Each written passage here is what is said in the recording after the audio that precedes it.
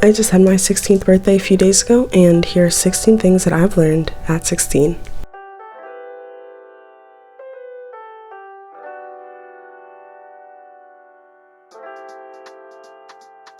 Number 1, you're not for everybody, and you can't please everybody.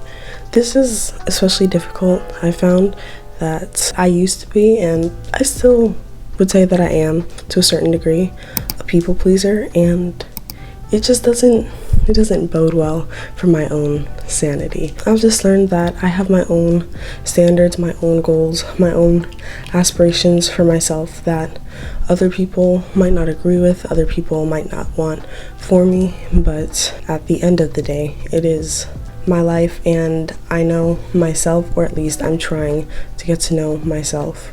And it's just, not everybody's gonna like you, not everybody's going to like what you do or what you say, as long as it's not like, oh, I want to beat this person up. Like, slow your roll there, buddy, right? Being authentically yourself and not trying to copy what anybody else is doing, because then you're not really going to be true to yourself with that, and you're going to be trying to act a certain way to please other people, teachers, friends, parents, whatever the case may be. Be trying to do everything else to satisfy them, and that's not necessarily what makes you happy. Number 2, be authentic and be yourself. This kind of fits in with what I was saying for my first point. Be yourself. Trying to be other people, it doesn't work. It doesn't work. And it doesn't matter. You're not other people. You're not this person. You're not that person.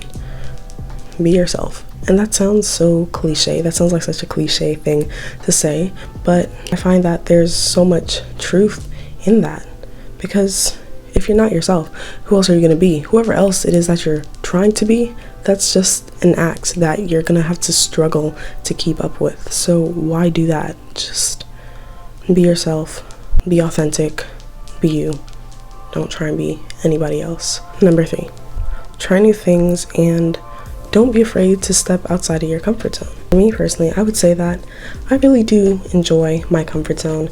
I really do like, the things that I'm used to doing, I'm used to having. But every now and again,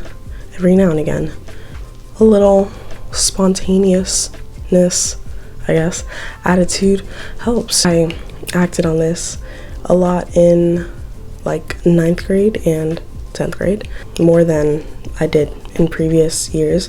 I think I would say I became more spontaneous as my high school journey went on. I feel like I realized that at the end of the day, certain things just don't matter. Like, obviously I have my schedule and I have my routine and certain things that I need to do at this time on this day.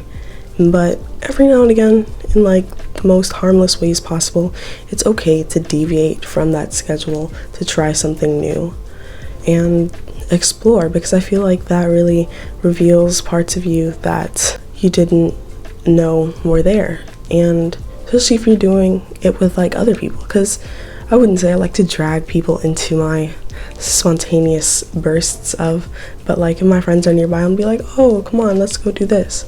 For example, for my 16th birthday, actually, we went to an escape room, me and 3 of my other friends, and I've actually never done an escape room before, but it was actually really fun, and I really did enjoy that a lot. Like, it was great. New experience for me, just revealed like so many things to me about who I am, what I can do, other people around me, how they function, how they process things. It just shows you different sides of yourself and others when you try new things. Number 4, don't neglect cultivating healthy relationships with people. I feel like there's this mindset that it's like, okay, well, if I can do it by myself, why would I need anybody else's help? Why would I want to do it with anybody else?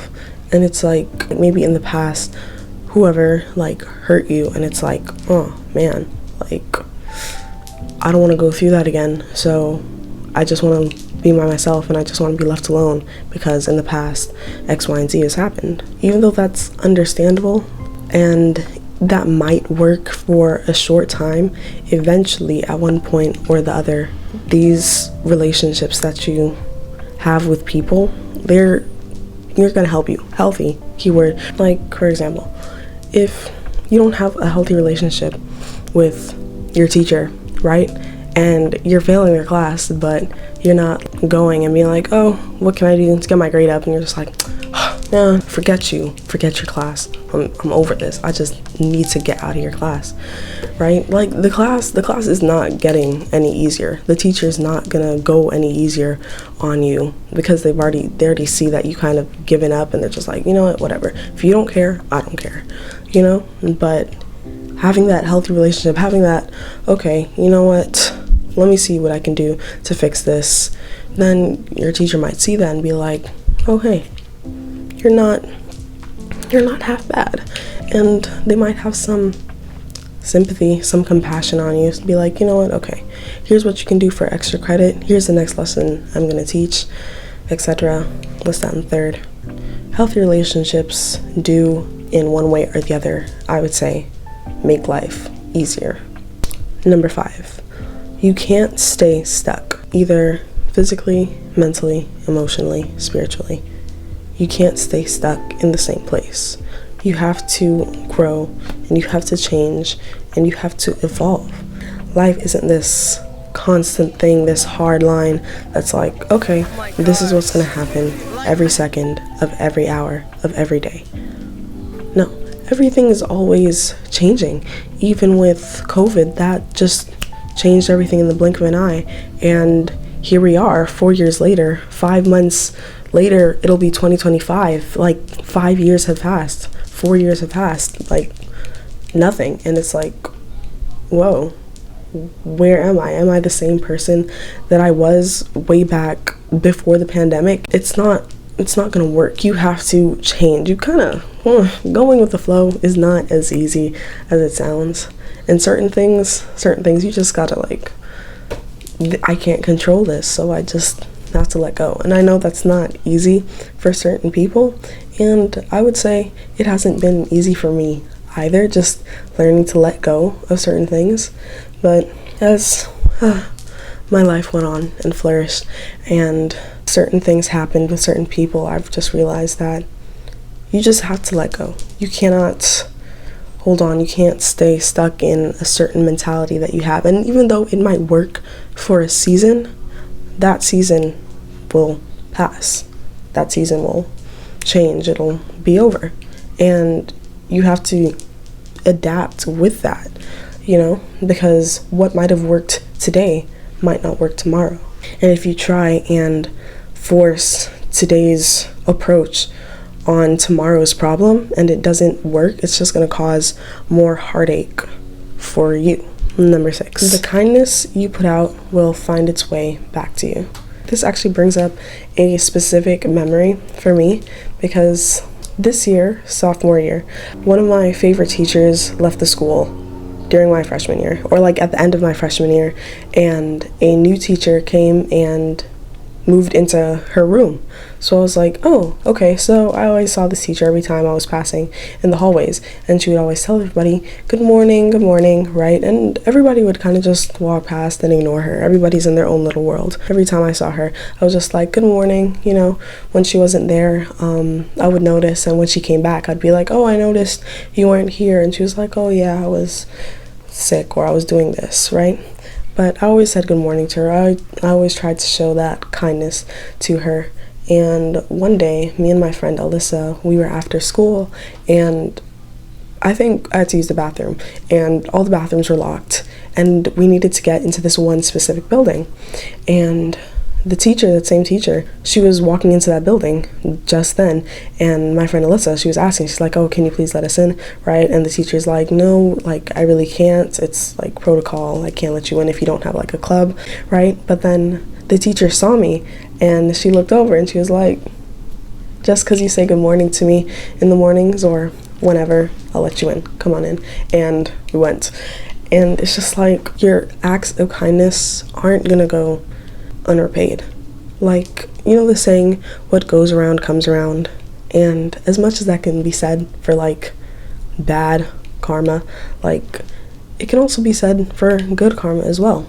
The kindness you put out is going to come back to you. Number 7, don't let fear paralyze you.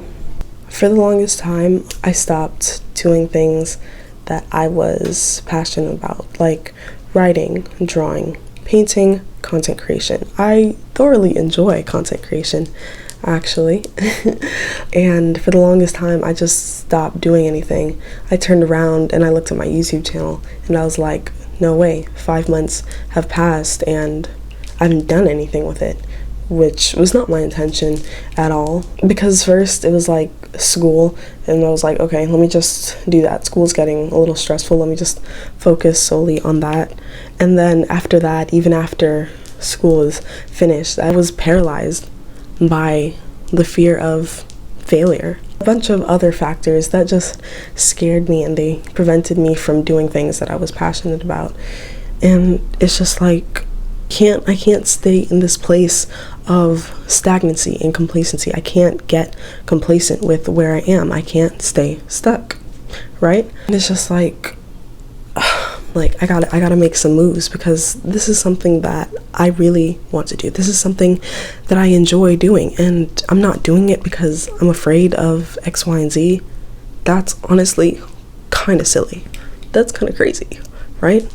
So it's just like, I would rather try and fail than not to try at all and wonder, oh, what if? Because I think at the end of the day, that's, what if I did this? What if I tried harder?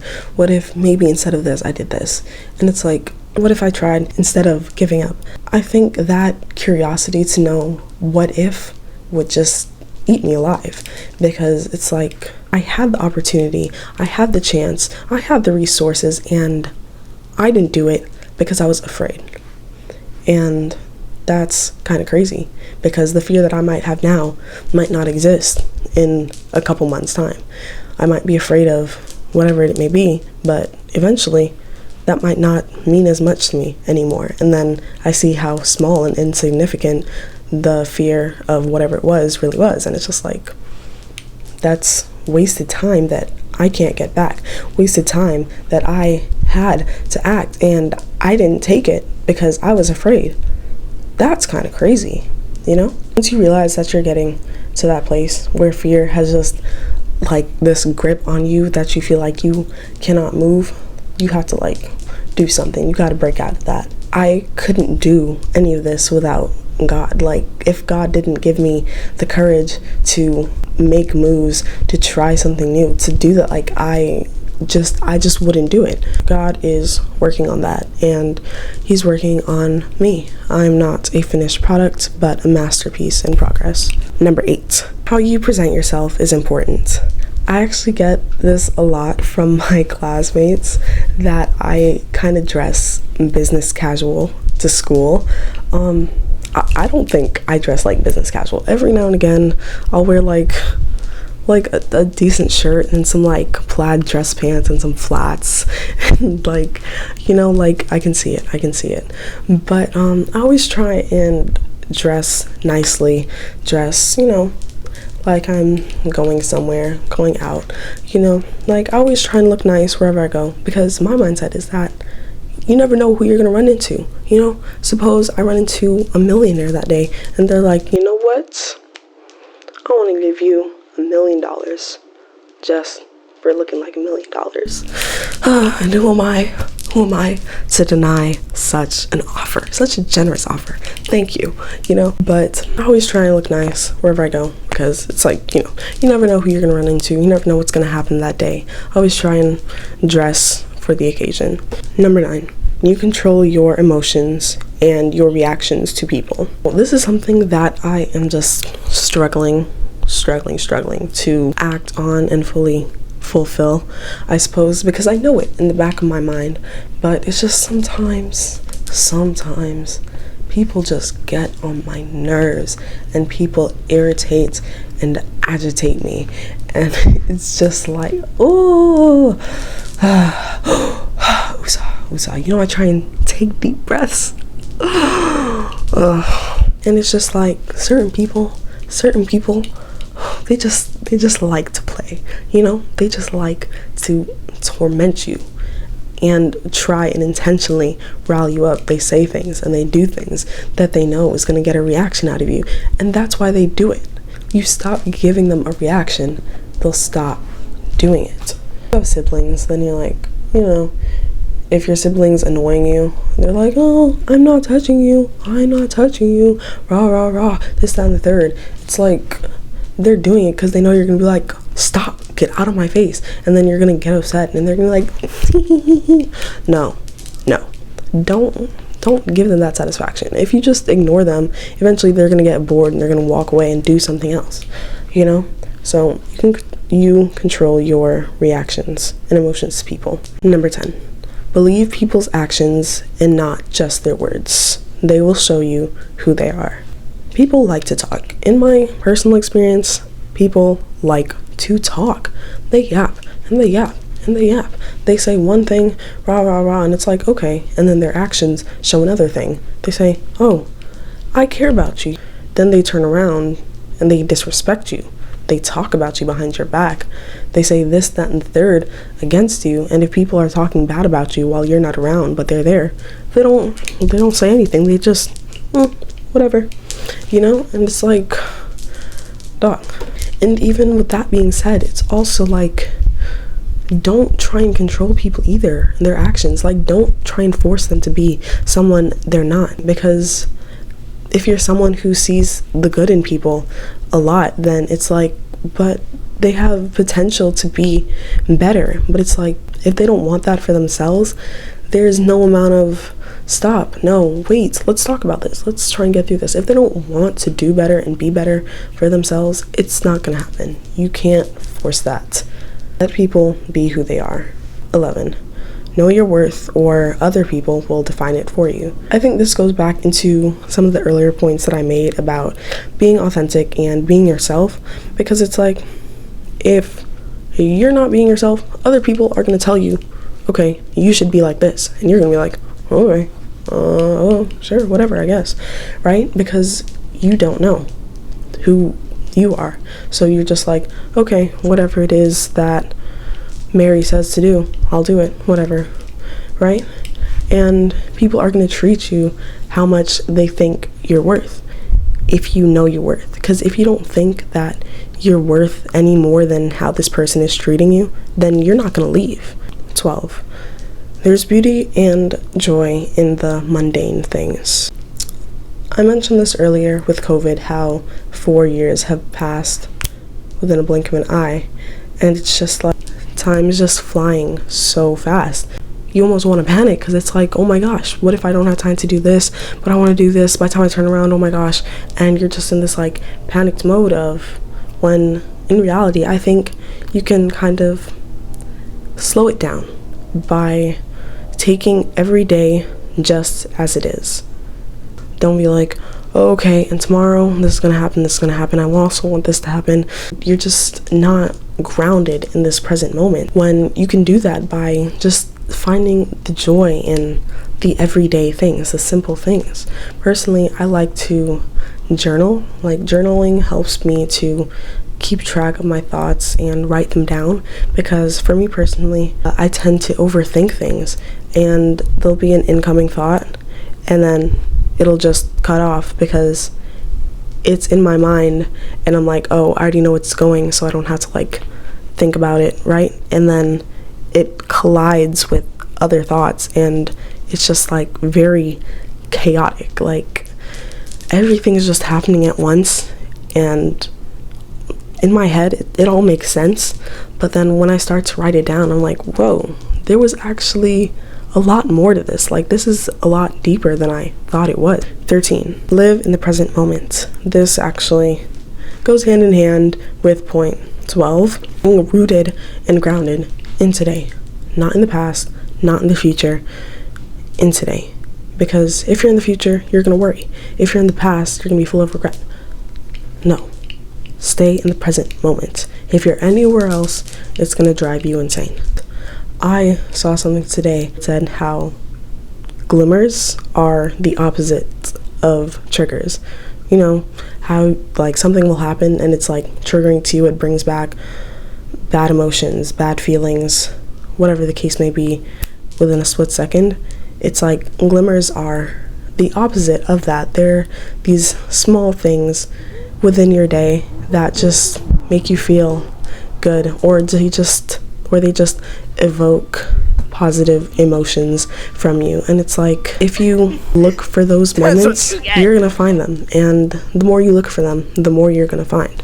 I would say look for the glimmers in everyday life to help you stay present. 14. The righteous man falls 7 times and gets back up 7 times again.